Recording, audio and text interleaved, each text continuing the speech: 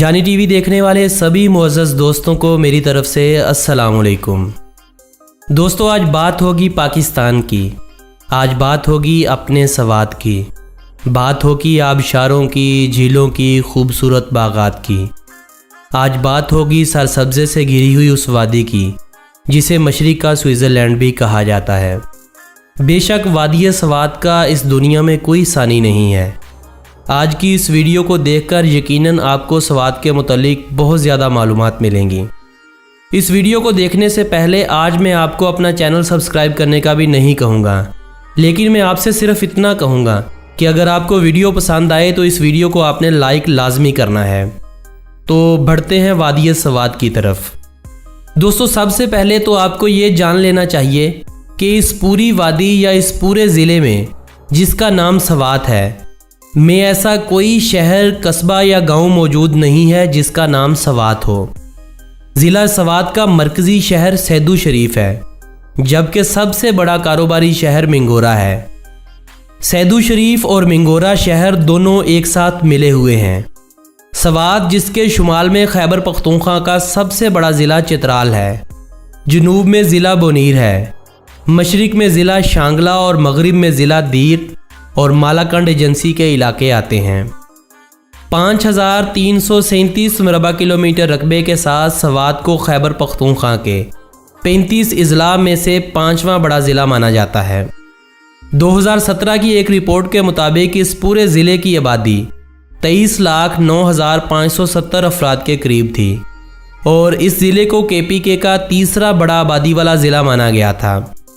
अफ़गानिस्तान के साल 2001 में ख़राब होने वाले हालात के कुछ ही अरसा बाद सवात को भी दुश्मनों की नज़र लगना शुरू हो गई थी और लगभग 2 दहाइयों की शिद्दत पसंदी के बाद अहले सवात ने भी सुख का सांस लिया है और नेचर से मोहब्बत करने वालों ने भी।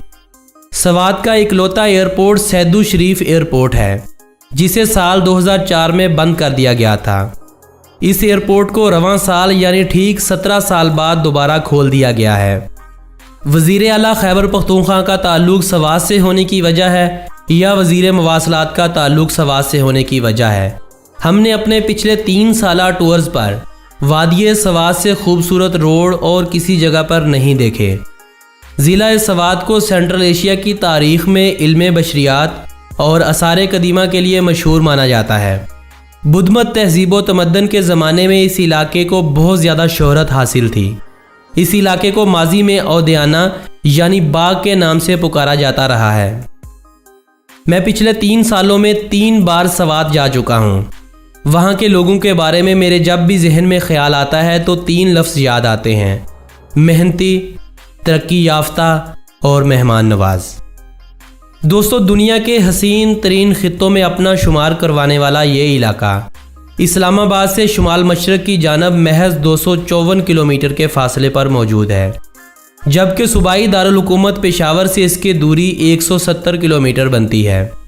अगर आप इस्लामाबाद से N35 यानी शाहराए रेशम से सफ़र कर रहे हैं तो आप बिशाम के मुकाम से बरास्ता शांगला पास सवात के खूबसूरत बाज़ार ख्वाजा खेला से सवात में दाखिल हो सकते हैं। दूसरा रास्ता ये है कि अगर आप मोटरवे M1 से कर्नल शेर खान इंटरचेंज से टर्न लेते हुए आप M16 पर सफ़र करें तो आप सवात मोटरवे के थ्रू यहाँ तक पहुँच सकते हैं, वगरना आप GT रोड से होते हुए मर्दान से चकदरा और चकदरा से सवात इजीली जा सकते हैं। इसके अलावा छोटे मोटे बेशुमार रास्ते आपको सवात लेकर जाते हैं, लेकिन आपके लिए सवात जाने वाले इन 3 रास्तों के अलावा और कोई भी रास्ता अहम नहीं है, सो इनको आप इग्नोर कीजिएगा। बाबूजई, मट्टा, ख्वाजा खेला, बरीकोट, कबल, चारबाग और बहरीन ये सवात की तहसीलों में से एक है। सवात में अगर आबादी के तनासब को देखा जाए तो सबसे ज़्यादा यहाँ पर पश्तून आबाद हैं और ज़्यादातर पश्तून यूसुफजई हैं। दूसरी, इस इलाके में सबसे बड़ी आबादी गुजरों की है, जो कि शुमाली सवात और सवात के बेशतर इलाकों में सदियों से मुकीम है। दोस्तों, आलमी इनाम याफ्ता मलाला यूसुफजई का ताल्लुक़ भी इसी ज़िले सवात से ही था। बदर मुनीर, पाकिस्तानी क्रिकेटर अनवर अली ख़ान, पश्तो सिंगर रहीम शाह, पाकिस्तान के 22वें चीफ जस्टिस नासरुल मल्क, मशहूर सियासतदानों में से मुराद सईद, अफजल खान लाला, हैदर अली खान और मुग़लों के दौरे हुकूमत में बाबर बादशाह की 5वीं बीवी बीबी मुबारका यूसुफजई का ताल्लुक भी इसी इलाके सवात से ही था। वादी सवात को अगर बागात की वादी कहा जाए तो ये भी बजा ना होगा। इस वादी में आपको ज़राअत के साथ साथ बागबानी भी देखने को मिलेगी। पूरे पाकिस्तान में अपना एक नाम रखने वाला आड़ू जो ना सिर्फ पूरे पाकिस्तान में सवात के आड़ू के नाम से जाना जाता है, बल्कि इस आड़ू के चर्चे दूसरे मुल्कों तक भी फैल चुके हैं। आड़ू के अलावा अमलूक यानी जापानी फल, लोकाट, नाशपाती और सेब के बेशुमार और अनगिनत बागात इस वादी में मौजूद हैं। यहाँ लगभग हर किस्मी फ्रूट हो सकता है, जैसे कि आलू बुखारा, अखरोट, चेस्टनट्स वगैरह। खूबसूरती से भरा हुआ ये इलाका इतना वसी है कि आपको पूरे सवात की सैर करने में लगभग 20 दिन लग सकते हैं। और अगर आप इस ग्रीनरी को मज़ीद करीब से देखना चाहते हैं, यानी इस इलाके में मौजूद कुदरती मेडोज़ तक रसाई पाना चाहते हैं, तो 3 महीने भी आपको कम पड़ सकते हैं। आज की इस वीडियो में हम सवात के उन चंद मशहूर सियाहती मुकामात का तज़किरा करेंगे जिनको आप बासानी 1 हफ्ते या 10 दिन के अंदर अंदर विज़िट कर सकते हैं। दोस्तों, वादी सवात में मालम जब्बा एक इंतहाई और मुनफरिद मुकाम रखता है। एक इंतहाई पुरसकून इलाका होने के बावजूद यहाँ मौसम गर्मा में सियाहों का रश दूसरे इलाकों की निस्बत कदरे कम होता है। अलबत्ता सर्दियों में यहाँ बर्फ़बारी जब अरूज पर होती है तो मालम जब्बा से मुंसलिक इलाकों की रौनकें लौट आती हैं। मालम जब्बा जाने के लिए आप बिशाम से बरास्ता शांगला पास से भी जा सकते हैं, मांगलोर से बरास्ता मालम जब्बा या फिर चारबाग से भी मालम जब्बा आसानी से पहुँच सकते हैं। मालम जब्बा में गवर्नमेंट की तरफ से बना हुआ खूबसूरत स्काई रिजॉर्ट जो अब पर्ल कॉन्टिनेंटल की मलकियत में शुमार होता है, आपका इस्तकबाल करेगा। और यहाँ पर लगभग 1 किलोमीटर की चेयर लिफ्ट के अलावा आप जिप लाइन के मज़े भी ले सकते हैं। अलबत्ता इनमें से कोई भी एक्टिविटी मुफ्त नहीं है। इसके लिए आपको अच्छे खासे पैसे, यानी अगर आप दोनों का पैकेज एक साथ लेना चाहते हैं तो आपको लगभग 2500 रुपये अदा करने होंगे।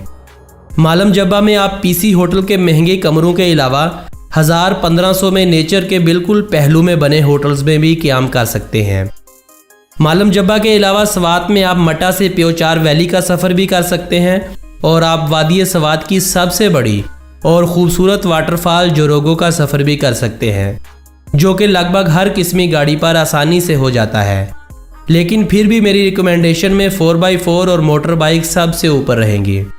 प्योचार वैली में एक वाहद होटल है जो कि अभी तक अंडर कंस्ट्रक्शन है, जबकि जोरोगो के खूबसूरत मुकाम पर एक होटल के अलावा आपको एक ढाबानुमा होटल भी मिल जाएगा, जहां आप मुकामी लोगों के साथ रात लेट गए तक गपशप करने के अलावा इस इलाके को मज़ीद करीब से देख सकते हैं। इन 2 मुकामात की सैर के बाद सवात की एक हसीन मेडो गबीन जब्बा का अगर तज़किरा ना किया जाए तो ये वादी सवात के साथ धोखा होगा। पश्तो ज़ुबान में गबीन शहद जबकि जब्बा एक ऐसी खूबसूरत जगह को कहा जाता है जो मैदानी चरागाह की तर्ज पर बनी हुई हो, अलबत्ता वहाँ अफराद का आना जाना आम हो।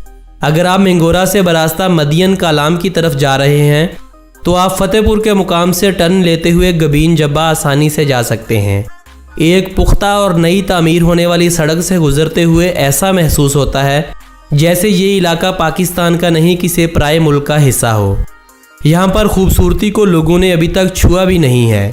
आप जब गबीन जब्बा के रास्ते पर जाएंगे और आखिरी गांव में आप पहुँचेंगे तो वहाँ पर आपको बेशुमार होटल्स भी मिलेंगे, ट्राउट मछली के फार्म्स भी मिलेंगे।